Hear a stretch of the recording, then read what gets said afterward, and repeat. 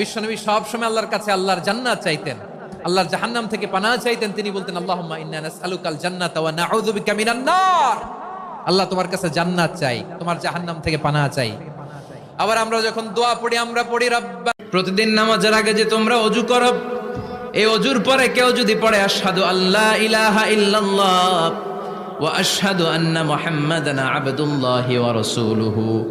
ওযুর পরে এই দোয়াটা প্রতিদিন যে পড়বে কিয়ামত, প্রতিদিন নামাজের আগে যে তোমরা ওযু করো, এই ওযুর পরে কেউ যদি পড়ে আশহাদু আল্লা ইলাহা ইল্লাল্লাহ ওয়া আশহাদু আন্না মুহাম্মাদান আবদুল্লাহি ওয়া রাসূলুহু, ওযুর পরে এই দোয়াটা প্রতিদিন যে পড়বে কিয়ামত